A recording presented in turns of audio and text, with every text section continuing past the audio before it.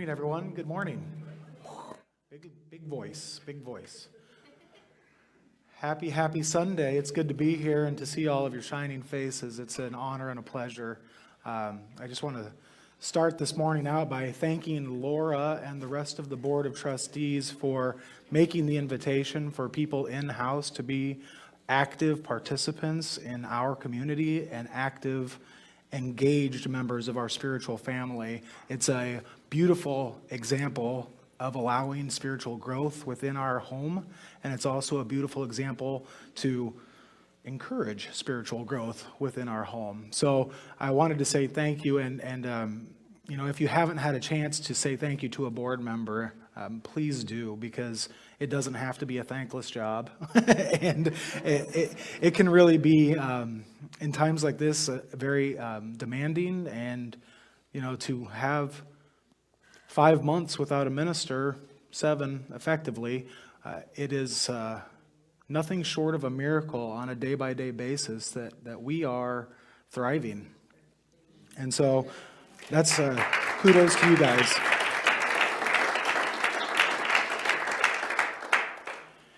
So I was almost teared up during that song because that was a beautiful representation of the many voices but one song that we have right here in Unity Center of Cedar Rapids, and it was just placed and pieced together so beautifully, so thank you for that.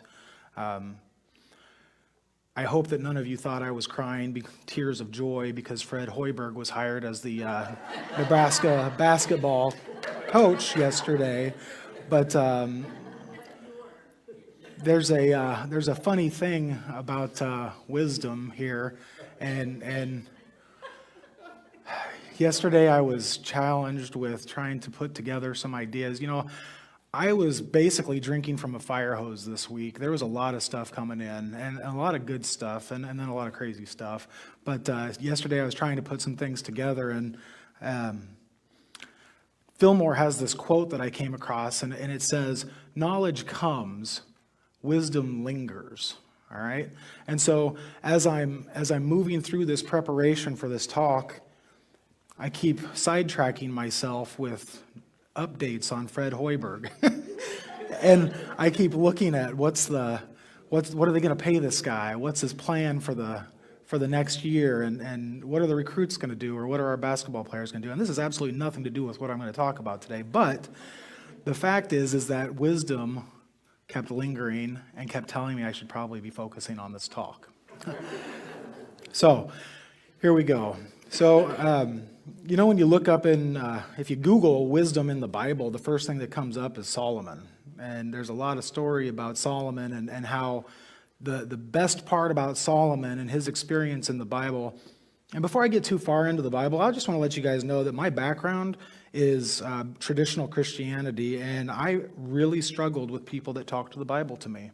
I really was frustrated by that. I didn't understand the archaic applications of the Bible in my life, and it was presented to me as a historical series of events and factual events, and it was unfortunately not fruitful for me in my experience. Now, I do think that there is truth in the Bible, and I think that there's wisdom in the Bible, but I do think that for me, and what I'm going to be speaking to, is that it is an allegorical approach to how we apply the figures, the themes, the lessons, and the wisdom that's in to our lives. So not only allegorical, but then what are we doing with a metaphysical lens to make it practical in my own life? We see this sign out here, a Center for Practical Christianity, and we learn in these rooms and in this movement that Christ is not only an example and a master teacher, but the Christ is an active presence indwelling within each one of us. That Jesus was a personality that walked this earth, that gave us an example of how to live our lives, and that he is maybe walking before us, but yet walking the same path that you and I, each sitting in these chairs, can walk as well. And so seeing Jesus on the cross isn't an example of I'm off the hook. Rather, it's an example of how deep am I willing to dig in my own salvation, right?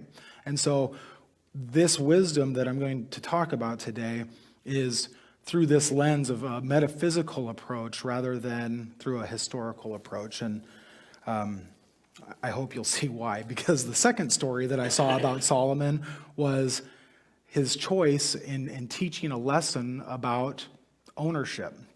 And so there are these two ladies. The Bible also uses terms and things that aren't necessarily, I think, vital for the story. But there's two women who approach Solomon, and what had happened was Solomon's the king at this time. He has previously asked God for wisdom and was granted wisdom to rule as a strong leader of Israel. And yes, and score one for Josh. So he's granted wisdom, and he uses this as his foundation for building a strong kingdom. And in the night, one lady, there's these two ladies, and they both have babies, born 3 days apart, okay? One of the ladies wakes up with a dead baby. And so they both go to Solomon with this one child, saying, this child is mine, this child is mine. And Solomon, with his wisdom granted by God, looks at them and says, well, we'll just go ahead and cut the baby in half, and you can each have half the baby. All right? Kind of a crazy idea, in my opinion. But immediately, one of the women is absolutely shocked and in horror about this idea. And in that moment, Solomon was clear on who actually was the mother of this baby. And so that woman ends up getting the child. Now, that's not the story that I want to get into, but that's some of the stuff that the Bible talks about when it talks about wisdom. And the interesting thing about wisdom is that Charles Fillmore calls wisdom our guiding intuition, okay? It is that piece of us that knows, that part of us right here in that pit of our stomach that knows, that knows, that knows. And so I don't know about you guys. Growing up, a lot of my life, I was told that I don't really know, that I need to learn some stuff. I have to go to school. I have to shape up. I got to click my heels. I got to make sure that I'm doing stuff right at work, and I don't really know a whole lot. But contrary to the experience in the world, there is a spiritual realm of which we are all active participants, conscious or otherwise, that there is a fact that we are in the know with a divine wisdom, okay? And so what that looks like, funny enough, for me, shows up very brilliantly in the story of David and Goliath. And,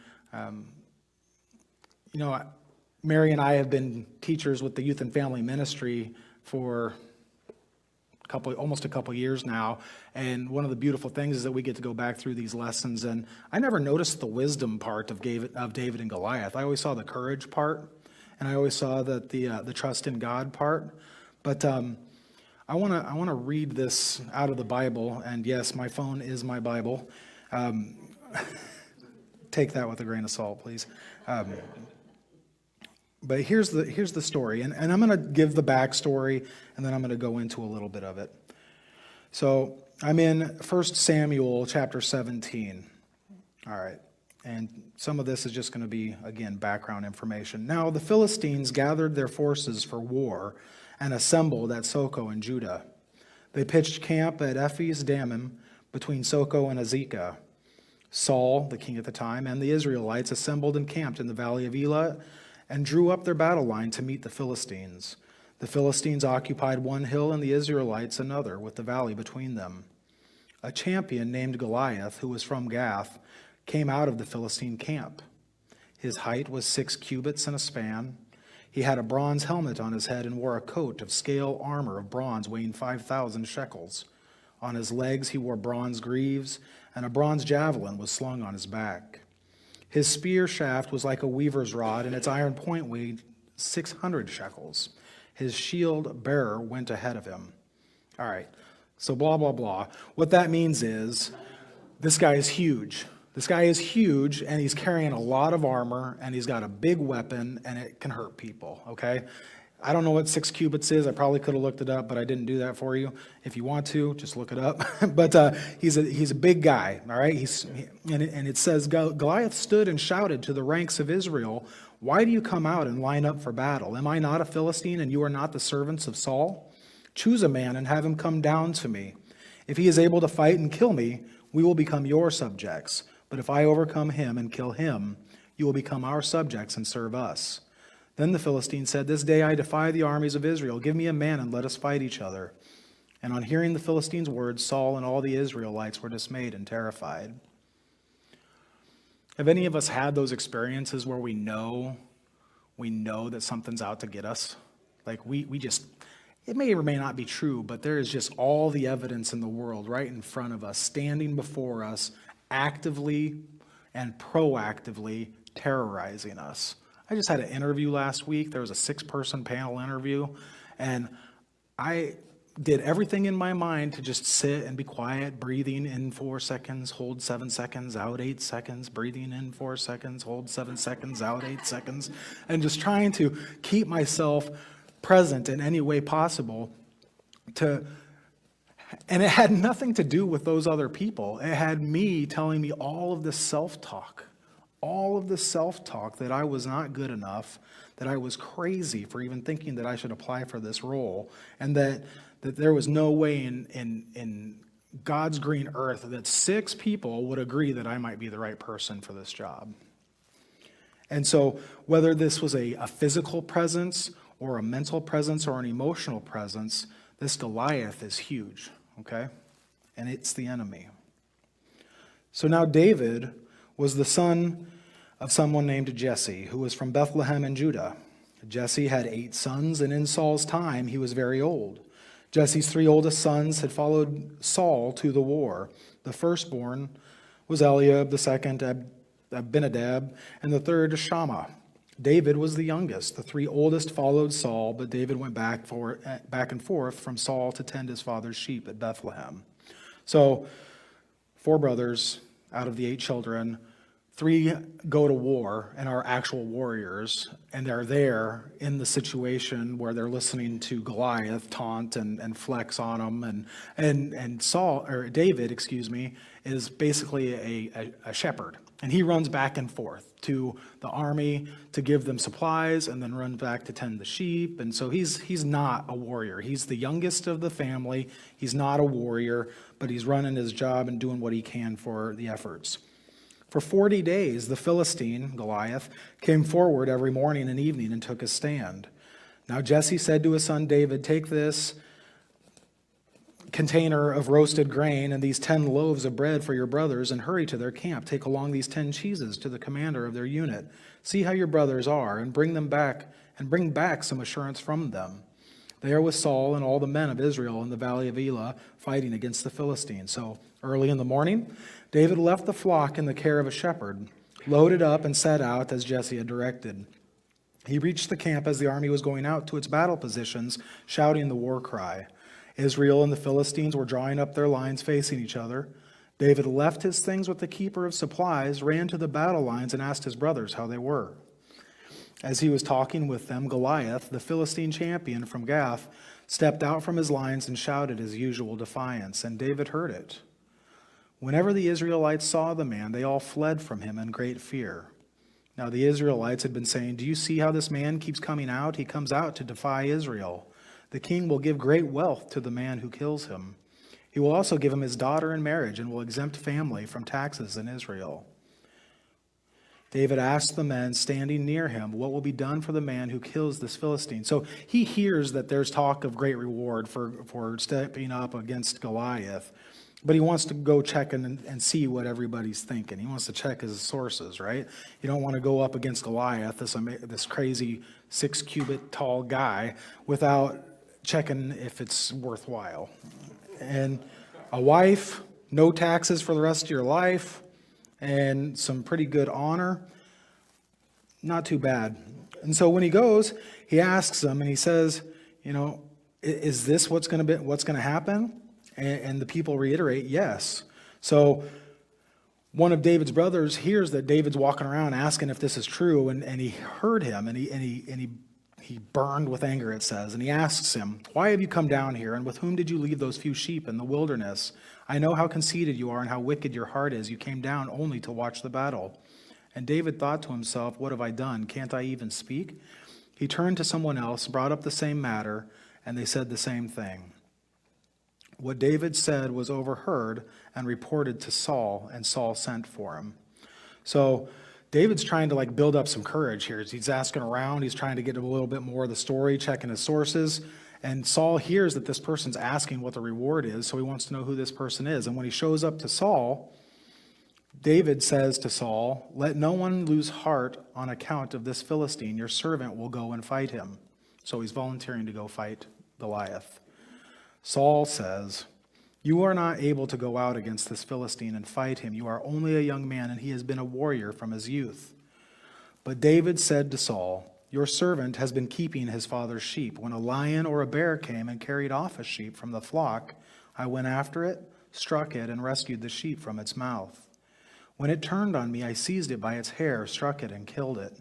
Your servant has killed both the lion and the bear, and the Philistine will be like one of them because he has defied the armies of the living God. The Lord who rescued me from the paw of the lion and the paw of the bear will rescue me from the hand of this Philistine." All right, so now we're starting to get into some wisdom here, so hang out with me a second. Saul said to David, "Go, and the Lord be with you." Then Saul dressed David in his own tunic. He put a coat of armor on him and a bronze helmet on his head. David fastened on his sword over the tunic and tried walking around because he was not used to them. Okay. So, we've got this kid who's a shepherd, and he's talking about going to fight this warrior who's a lifelong battle-torn warrior. And this kid is going to the king, and he's saying, "I'm willing," but the king's like, "Oh gosh, this might not be the guy that we want to send against Goliath because he's a shepherd. He doesn't work out, probably doesn't lift spears very often, maybe a staff, but he deals with sheep, not men, not people trying to kill him, but people or animals trying to run away from him. And this might not be the guy that we want to send as a champion against Goliath." And so if I'm going to do this, as Saul, the king's line of thinking is, I'm going to put him in some armor, all right? And so David puts on this armor, and he realizes he can't really move around. All right? He can't move around. Let's see what else goes on here. He says, "I cannot go in these," he says to Saul, "because I am not used to them." So he took them off. Then he took his staff in his hand, chose 5 smooth stones from the stream, put them in his pouch of the shepherd's bag, and with his sling in hand, approached the Philistine. So this is the wisdom piece. We've got a insurmountable obstacle before us. We've got a scary situation. And the people around us do their best to protect us, right? The people around us see that we're interested and we're willing, but they encourage us to protect ourselves. They encourage us to defend ourselves. But here's the wisdom of David in this story, is that he tries to put on the armor and he recognizes that he can't be his authentic self with this armor. He can't show up as able, confident, and ready when he puts on this other stuff. Okay? So if he can't move, he can't use his slingshot, which is what he is traditionally used to using, and he can't show up. So David knows his abilities, all right? That's one element of wisdom, is recognizing how I show up, all right? And when he gets to the Philistine, he's not wearing any armor. And people are like, "What is this guy doing? He doesn't have any battle experience. He's walking around as a kid. He's never been to war with his brothers. Why aren't his brothers out there?" And you can only imagine the scene of men staring at this kid who's running up in a tunic with a slingshot, going against this guy who looks just absolutely terrifying. It said that people would run away or flee when he came and taunted them. And so David just walks up and he starts running towards Goliath with intent and with trust. And he swings his slingshot around, and we all know the story. Boom, hits the giant in the forehead, and the guy falls down dead. Okay? So I guess the thing that I want to take out of that principle or that story is that we have an opportunity to know what we know about ourselves. My question is what do we think we know about ourselves? Do we think that we're going to be better off with our armor? Do we think that we're going to be better off showing up in our battlegrounds with protection in front of us, with our heads covered and our heads clouded, with a heavy head? Or are we going to show up free and clear of that stuff and be our authentic selves, showing ourselves vulnerable to whatever danger is before us, knowing that we can trust in the goodness that we are, trust in a living God moving in, through, and as us?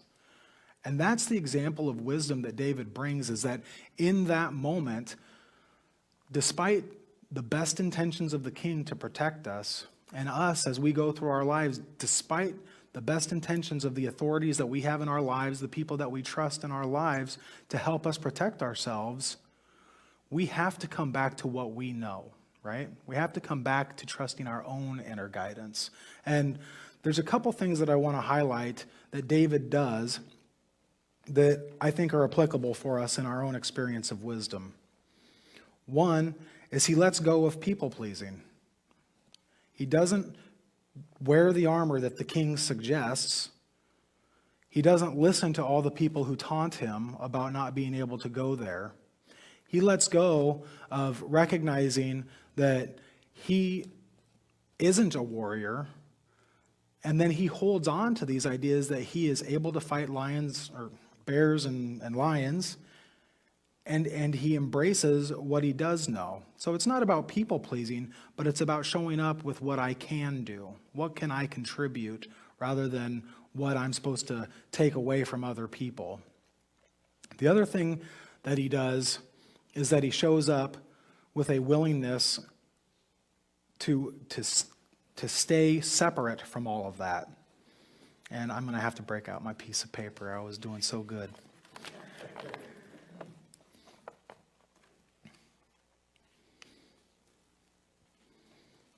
Oh, yeah, he just reminds us that our authentic self is our best self. That we don't have to people please, and we don't have to have fear of the future or the past when we stay centered in our authentic self. All of the symptoms, all of the symbols around him told him that he wouldn't be successful, but he was able to stay present, not worry about people pleasing, let go of the ideas and the expectations and the interpretations of the circumstances around him in the world, and turn inward. Now, what does this all have to do with how do we get dressed and where do we live and how do we live and let live? So the Bible just has a couple verses around not worrying about the future. The Bible has a couple verses about not worrying about what to eat and how to dress. And I think that those are pretty straightforward. I wanted to just tie those into this experience of David, because if he had worried about the future, if he had worried about where he had been, and if he had worried about the armor that he thought he would need to wear based on what the king suggested, he wouldn't have received the kingdom of Israel. He wouldn't have received the wife. He wouldn't have received the tax-free living, which I know even today still applies as a pretty awesome goal. The other piece that I wanted to tie together is that the kingdom of Israel came and went. The King Saul came and went. And there's another passage in the Bible that talks about building our house on the rock and not on the sand. And so where we need to live is not about the location or the type of house or the experience of where we're going to live, but it's rather about where am I staying focused through the activity of my day-to-day living? Am I living, in fact, in my inner experience, or am I living to interact with my outer experience? Am I conscious of the fact that my outer experience is an extension and expression of my inner experience? Or am I using my outer experience to define and drive my inner experience? The suggestion here that David represents is that he knows himself, and he's going to use that knowledge and that wisdom of his self and his experience with God to drive his own experience in the outer world. So I think that even though we learn about strength, we learn about trust in God from David and Goliath, we learn about the conquering of fear through that story, I think that there's a deeper element. And Charles Fillmore always had a battle of which was more important, love or wisdom. And at the end of the day, the Bible indicates, and Fillmore would agree, that love is the greatest of all things. The concern that Fillmore echoes in the 12 Powers is that love with wisdom becomes absolutely vital for a successful conscious development. And so we have to tailor our love. Love can go and harmonize, and we can try and people please with love. But if we apply wisdom in conjunction with love, then we know exactly where we are and exactly what we're doing, and we can use love more functionally and for the growth and co-create a world that works for all people. All right. Not the bang boom dynamite that I was hoping for, but we're going to stop there today, and we'll get it going. We're going to go. So I'll invite you to a meditation, please.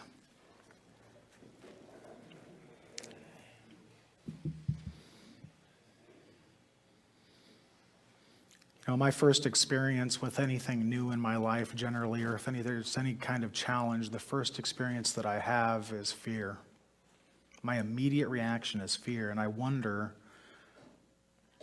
what it would be like to just simply react with the wisdom of knowing that we are wholly lovable and wholly loving.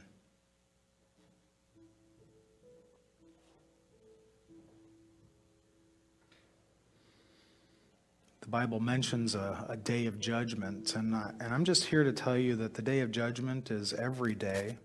We have already been judged, and we are judged as wholly lovable and wholly loving. So I want this moment to be a purposeful time in our day. I want this moment to be a divine appointment to simply breathe in this recognition, this memory of love.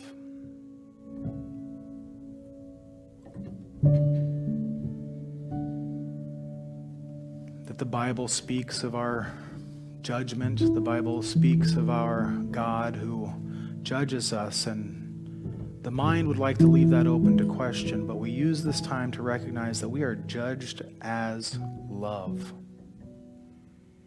In love, with love, for love.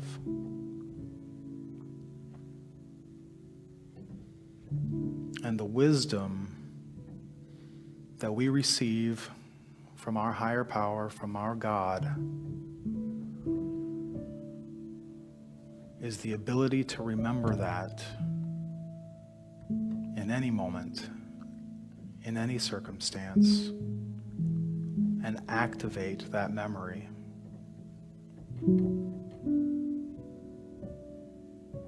Knowing that there is an intuition within us that brings forth more and more love. That we need not worry about the opinions of other people around us.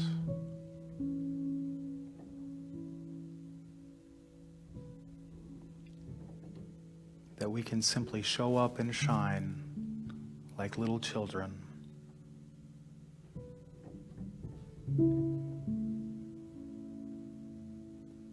in every moment of surprise and every appearance of an angel in the Bible, the first words out of the angel's mouth is, "Be not afraid." And so as we move into our day, we move into our week, we move into our activities with our relationships, with our families, with our friends, with our workplace, let us see each one of those individuals as the angels that they are, hearing them gently whisper to us, "Be not afraid." Acknowledge the words that are said with the body's and eyes perception, but know in our heart of hearts that they are gentle messengers of spirit, reminding us to be not afraid.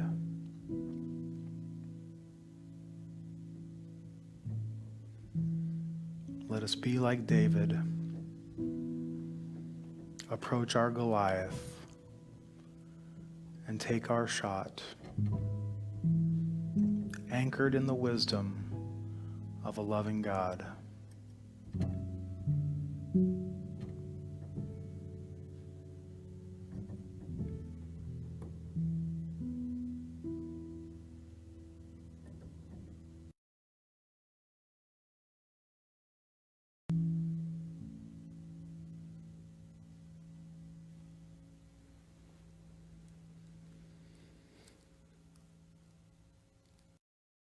So be it, and so it is.